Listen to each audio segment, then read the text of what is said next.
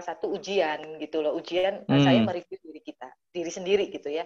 Tapi ternyata saya bisa memberikan tenaga, bisa memberikan pemikiran gitu. Walaupun ketika saya mau pergi, saya bilang sama suami, saya nggak minta uang gitu kan. Suami saya cuma ngisiin bensin full sama ngasih uang tol. Masalah, yang penting gue bisa keliling Jakarta, muter-muter tol juga udah happy gitu kan. Oke. Nah, kan yang menarik, awalnya kan kamu Tia punya apa ya, semacam sifat Sama kartu ATM membagi-bagikan. tuh, nggak ada, kartu ATM-nya kosong. Iya, ketika beralih suka membagi-bagikan uang atau barang gitu kan, terus akhirnya tersadarkan, oke, sekarang saya bisa berbagi ilmu nih, misalnya berbagi-bagi pengalaman gitu ya. Itu ada perbedaan kepuasan nggak, Kak? Nah, itu kepuasannya di situ. Ya, ketika saya bisa menolong hanya pakai tenaga. Ya, ketika orang lagi buntu, saya membantu ngasih insight, ya, pencerahan. Nah, itu kepuasannya malah luar biasa. Oh, oke. Gitu. Karena Di saya situ Kak Mutia tersadarkan dapatnya ya? Iya, tersadarkan. Walaupun ketika senang dia nggak inget saya, nggak apa-apa gitu kan. Sahabat sejati kan diingat ketika kesusahan kan, gitu kan. Iya, kalau udah beres kan inget lagi ya, biarin lah ya. Yang penting enjoy aja kan. Iya, tapi nanti ada apa-apa yang ketika punya masalah yang diingat kan sama saya gitu kan, pasti nelpon. Oke. Itu jadi Tapi di situ awalnya tetap enjoy dan tetap puas ya, karena kita bisa berbagi apa ya, merasa bernilai di situ Kak, atau gimana Kak? ya lebih malah kata saya lebih enjoy ya. Saya bisa bertemu dengan, jadi orang menilai saya juga apa adanya gitu kan, nggak yang Mbak Mutia begini gini enggak gitu kan. Jadi saya malah menjadi diri saya. Nah, setelah itu baru saya belajar ilmu-ilmu lain. Ilmu-ilmu lain juga saya magang gitu kan. Kebetulan saya pernah kerja di advertising gitu ya. Saya biasa branding gitu ya, biasa branding perusahaan-perusahaan ya. Nah, terus kebetulan perusahaan yang saya pegang itu perusahaan-perusahaan nomor 1 ya.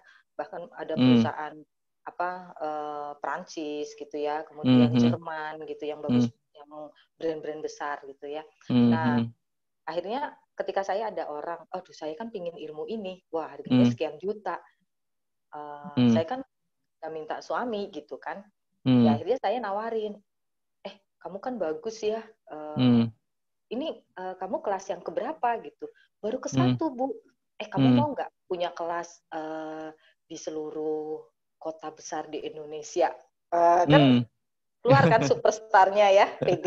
Iya. Mau banget Bu gitu, mau. Nanti saya urusin.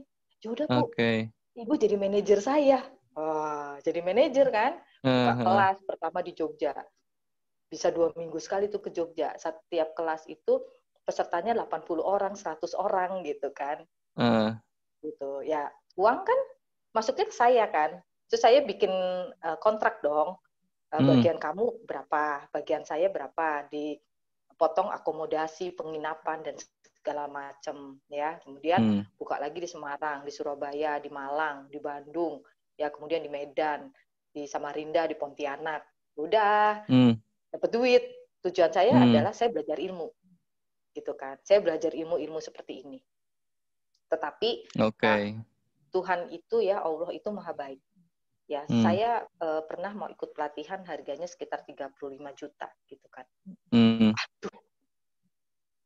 Karena itu perlu buat pekerjaan saya. Tapi kan gue nggak punya duit segitu ya. Mau ngutang kemana? Saya kan orangnya anti ngutang gitu ya. Mau ngutang kemana? Terus, tapi saya percaya tuh sama Tuhan. Jadi gini, kalau aku punya niat baik, pasti dibukain jalan. Nah, terus saya punya niat baik gitu. Ya Allah, kalau saya perlu ilmu itu untuk membantu klien saya. Kalau menurut Allah itu baik, tolong dibukakan jalan. Tapi kalau itu tidak baik buat saya, nggak usah, gitu kan. Nah, tiba-tiba ada yang nelpon dari Sinarmas Group itu, butuh seorang grapolog, ya, ada proyek beberapa sekolah 500 siswa. Ya udahlah nego kan, nego. Bu Mutia biasanya satu kali sesi handwriting berapa? Ya kalau satu sesi saya kisaran di atas 1 juta gitu kan. Nah, itu tanpa apa-apa, hanya handwriting analisnya. Nah, kemudian dia nego dong. Aduh Bu, kalau saya kan mau 500 anak, kalau segitu saya nggak punya dana gitu kan. Oh oke. Dia hanya nanya, punya dana berapa? Saya balik, punya dana berapa? Saya sesuaikan. Ya, orang sanguin kan kreatif banget gitu kan. Apa sih? Gampang lah itu gitu. Nah, akhirnya dia menyetujui 300.000 per tulisan tangan. Saya dapat 500. Tetapi kan yang pusing adalah bagaimana menyelesaikan 500 tulisan tangan. Padahal satu tulisan tangan itu saya paling enggak butuh 3 jam. Ya, 3 jam analisa. Nah, itu hitung-hitungan ya. Saya bukan menghitung angka, tetapi saya menghitung kapan selesainya. Karena saya ditanya, Bu Mutia, ini 500 sampel tulisan tangan tuh mau selesai berapa lama ya, Bu? Gitu kan. Biasalah orang superstar itu kan asal ngomong gitu. 2 bulan gitu kan. Sembari pusing kepalanya, 2 bulan gue kerjain sendiri. Tetapi banyak punya akal juga. Saya kasih pengumuman siapa yang mau belajar handwriting gratis gitu kan. Ada daftar 5 orang. Oke. Tapi domisili Jakarta, Jabodetabek. Oke. Saya latih, dia gratis. Bayarannya adalah membantu saya. Ya, membantu saya. Enak kan? Gitu. Saya ngasih gratis, dia bantu saya. Selesai. Saya cuman bikin report gitu kan. Ya, walaupun gratis, ketika uangnya turun, ya 300.000 kali 500 orang. Ya, hitung aja sendiri gitu kan. Nah, kemudian saya tetap banyak pokoknya. Saya bagi. Saya bayar mereka. Yang mereka terkejut banget. Bu, kan janjinya saya cuman bantuin, saya udah dikasih ilmu gratis. Nggak apa-apa, ini rezeki kamu. Kalau nggak ada kamu, saya nggak selesai. Ya, dah. Seneng bagi-baginya masih berarti ya? Iya, bagi-baginya masih gitu ya. Superstar, oke. Iya, tetap. Deket-deket lah sama superstar.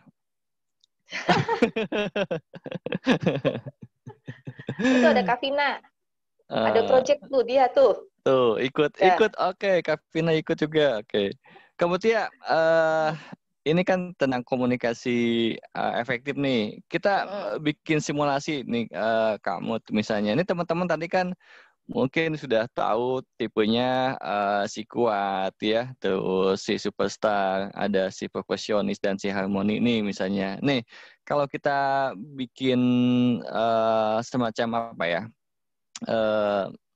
kita berimajinasi deh, atau memang konkretnya Kak, biasanya kalau kita si kuat dulu nih, beberapa orang si kuat ya, jika bukan berhadapan, kita misalnya berkomunikasi dengan ke si superstar dulu deh Kak, gitu kan. Itu apa yang perlu dilakukan Kak? Nah, apa yang perlu dilakukan? Si kuat itu tadi orang yang seperti apa? Si kuat, senengnya nyuruh. Ya si kuat itu tadi like maunya nomor 1, betul, like a boss juga. Ya, orientasinya adalah hasil. Gitu ya. Ya, orientasinya adalah hasil. Dan ke diri sendiri ya. Ya, ke diri sendiri gitu. Nah, kalau bicara ketemu dengan orang superstar. Dengan orang superstar ya. Misalnya si kuat ini adalah yang mau yang berbicara kepada si superstar, ya. Nah, pengen berkomunikasi efektif nih. Apa yang perlu diperhatikan sama si kuat? Apa yang perlu diperhatikan? Ya, tadi ciri-cirinya adalah kalau si superstar itu adalah orang yang enjoy, ya, yang happy, ya, happy. Kemudian ramah, ya, happy, ramah. Kemudian juga bersahabat. Nah, biasanya kalau si kuat itu like a boss, orangnya nggak bersahabat. Nah, ketika berbicara dengan si superstar, ya, si kuat ini building raponya, jadi harus hangat, ya, harus ramah. Building rapport itu pendekatan, teman-teman. Pendekatan. Ya. Kamu bangun pendekatan, ya. Iya, pendekatannya. Jangan gini, kamu, misalnya ya, ayahnya si kuat, atau ibunya si kuat, gitu kan. Kemudian anaknya adalah si superstar. Ya, sosok ibu kuat itu like a boss. Like a boss itu senangnya nyuruh, ya, kesabaran, ya, kemudian mana hasilnya, gitu, ya. Nah, si superstar itu nggak suka seperti itu. Berarti ya, kalau ada anak-anak yang superstar yang maunya ya berantakan misalnya ya, yang tidak teratur, ketika disuruh-suruh gitu makin mundur gitu ya, makin mundur. Makin ogah ya. Makin ogah, makin nggak dikerjain. Nah, biasanya kita si kuat itu harus ramah dulu. Ramah dulu, ya, cara masuknya adalah bersahabat, ya, bersahabat, ramah. Ya, nggak bisa. Misalnya, Budi, itu berantakan. Beresin cepet. Gitu makin kan? Ogah ya. Nah, makin ogah gitu kan. Apa sih disuruh-suruh gitu. Lo dari tadi main handphone gitu kan. Seperti itu. Nah, kalau sama si superstar nggak bisa begitu. Harus bersahabat dulu. Budi, berarti ini si kuat juga perlu mendowngrade apa ya, menurunkan egonya dia ya. Betul.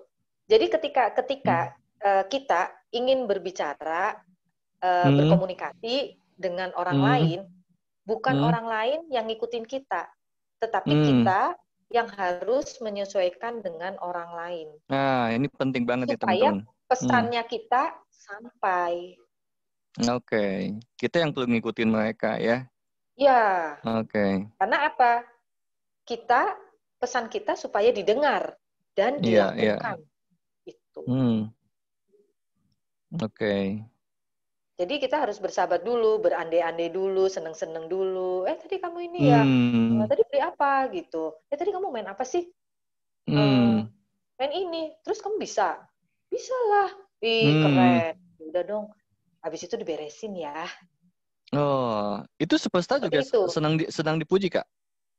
Superstar ya, senang dipuji. Ya, tetapi cara pujiannya juga, kamu keren banget sih, beresin itu. Mau. Dia bukan gaya tentara. Karena orientasinya adalah orang. Kalau orientasi orang itu biasanya yang harus ramah, bersahabat. Ya. Kita berbicara itu friendly gitu. Tetapi friendly, kalau buat ini kan orientasinya adalah hasil. Harus yang rapih, ditaruh di situ. Dan ingat, si superstar itu nggak suka didetil-detilkan. Tidak suka detail ya. Iya, jadi kalau didetil-detilkan, ya dia malah bruk pergi udah. Itu. Oke Kak, kalau superstar ketemu si kuat, gimana tuh? Nah, superstar ketemu si kuat itu biasanya kalah ya, tetapi bisa ya, kita bisa mengalahkan dia, tetapi dengan tentunya dengan effort yang lebih gitu kan. Effort yang lebih artinya adalah kita harus tahu, bukan tahu ya, harus ketika mengucapkan itu adalah data dan fakta. Oke. Ya, karena dia tipe yang detil. Oke. Ya, jadi kita harus effortnya keras dan intonasi kita juga harus menyamakan sama intonasi yang kita ajak bicara ya, si kuat itu. Dan walaupun itu relatif tegas biasanya ya? Ya, relatif tegas. Ya, walaupun itu bluffing ya, gitu. Kita nggak punya kekuatan itu, mungkin kebetulan gitu ya ngomongnya. Nah, kebetulan di rumah saya tuh 4 karakter ada semua gitu kan. Wah, bisa latihan ya, satu sama lain gantian dong gitu ya. Bisa latihan. Cuman yang sering kalah adalah si superstar. Harmoni. Oh, superstar. Superstar. Kalau harmoni kan bisa cuek. Kalau superstar kan sebetulnya nggak bisa cuek gitu kan. Oh, oke. Iya, jadi ya Berarti perlu ada akhirnya usaha yang cari lebih aman. ya, Kak, superstar nih. Iya. Iya, punya Oke. harus effort yang lebih gitu. Bahkan ketika si kuat ngebentak, ya kita ngebentak juga gitu. Ya nggak gitu kan. Walaupun sambil deg-deg. Karena itu Karena bukan bawaannya soalnya ya. Iya, tetapi kita harus seperti itu. Karena nanti juga si kuat akan kaget gitu. Hah? Dia bisa begitu gitu kan. Dia akan terkaget-kaget sendiri. Oke. Nah, sekarang ini teman-teman banyak tipe di mana nih? Superstar kah, si kuat? Ya, Tadi sih teman-teman banyak teman di mana sih? Coba di iya, mapping. kebanyakan tadi di mapping dulu deh. Kebanyakan tadi superstar kayaknya sih. Ada superstar Superstar ya? sama si perfeksionis, Kak. Tadi banyak beberapa teman yang perfeksionis. Nih perfeksionis kalau dengan si kuat nih, Kak. Nah, saya mau tanya, yang si superstar itu kebanyakan ibu-ibu atau bapak-bapak di sini nih? Ya, coba-coba. Cung, yang superstar. Acung, yang superstar. Ya, bisa di-chat boleh. Atau masih bingung dengan karakternya masing-masing. Nah, identifikasi Belum dulu deh, paham. karena memang perlu waktu gitu kan. Oh, harmoni. Oke, saya harmoni, ada Perfect. perfeksionis Ya. juga. Kombinasi Iya. si kuat. Iya, iya. Nih Mbak Yayu nih, saya konkretnya nih, karena memang ada isu-isu konkret nih. Mbak Yayu itu perfeksionis nih Kak. Anaknya kalau nggak salah dia ini Kak, si kuat. Itu Nah, gimana tuh? biasanya saya bunglon. Ya, sekarang lagi ototomi ya. Lagi warna apa ya? Nah, gini, kalau ibunya perfeksionis, ya, kemudian anaknya, ibunya tadi perfeksionis, anaknya kuat, ya. Nah, kalau ada yang bicara, kuat dan kan ada beberapa anak nih, ada yang kuat dan superstar juga sih. oh ada yang kuat dan superstar. Nah, kalau sama anak yang ke sikuat dulu. Oke, kalau sama anak yang kuat, itu anak ini kan sebetulnya tipe yang konkret ya, tipe yang konkret. Dan kita kalau sama si kuat itu jangan ngomong banyak-banyak. Jangan Ya, ngomong banyak-banyak. biasa ibu-ibu kan, Jangan ibu-ibu kan cerewet. apalagi Jangan ngomel. betul, apalagi kalau ibunya perfeksionis gitu kan, sesuai SOP kayak tentara kan. Harus begini gitu kan. Nah, Betul. sedangkan anak tipe kuat itu kita kalau ngomong pada permasalahannya dan to the point. To the point aja ya, gitu kan. Ya, to the point. Gak usah dirinci karena dia akan tahu sendiri. Oke. Ya, Karena jadi kita orangnya harus detail sebenarnya ya, si kuat itu. Orangnya detail. Kemudian juga dia sudah tahu. Ya, karena dia kan nggak mau tipenya nggak mau salah ya, nggak mau disalahkan. Jadi dia sudah tahu apa yang harus dia lakukan. Jadi jangan dermemel ya, kalau orang Jawa bilang dermemel gitu ya. Ya, karena kasus-kasus di saya ibu dan anak tuh biasanya seperti itu dan kejadiannya adalah pagi-pagi gitu kan. Iya, iya. Ya, akhirnya anaknya sekolah bad mood kan. Kalau sudah diracun pagi-pagi ibunya ngomel, itu sudah diracun, bad mood akan hilang tuh ketika tidur malam, baru hilang. Gitu. Karena kan gelombang otak ya. Gitu. Dia akan terngiang-ngiang kan. Sugesti pertama adalah ibunya marah-marah pagi-pagi gitu kan. Iya, baru bangun udah marah-marah gitu ya. Ini ada teman saya nih, harus teman begitu. SMA nih. Siapa Kak? Nah, Mbak Nur Afia Dewi. Oh iya, barusan bilang katanya apa? Harmonis dan si kuat. Oh, harmonis dan si kuat. Kalau harmonisnya, iya, saya kenal SMA, walaupun tidak sekelas, ya dia orang yang kalem, orang yang nggak pingin menonjol, gitu ya, orang yang tenang, gitu. Ya, si kuat itu pendamping ya, karena mungkin kemarin setelah menikah itu dia harus di luar pulau kan, mungkin mengikuti suaminya, ya, sehingga itu terbentuk menjadi kuat. Ya karena jauh dari keluarga ya. Oke, jadi si kuatnya bentukan ya, bentukan kondisi. Ya. Tapi Si aslinya kuatnya sebenarnya bentukan. harmonisnya ya. Ya. Oke. Nah, si harmonis ketemu dengan si kuat gimana tuh, Kak? Waduh, harmonis ketemu dengan si kuat itu juga perlu effort yang yang tinggi ya.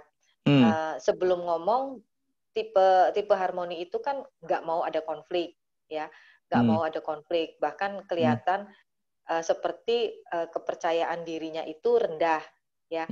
Nah, ketika dia harus ngomong dengan si kuat, ya yang dia harus persiapkan itu adalah dirinya sendiri gitu ya, self confidence-nya harus gue harus bisa nih gitu kan, harus bisa nih ngomong gitu kan, karena pasti si kuat itu akan menentang ya, tetapi ya sudah, kita nggak usah ngomong banyak-banyak, to the point aja, terserah dia mau melakukan atau tidak. Tapi biasanya dengan ngomong to the point dan langsung ke permasalahannya, asal si kuat juga ngomongnya tegas gitu ya, ngomongnya tegas.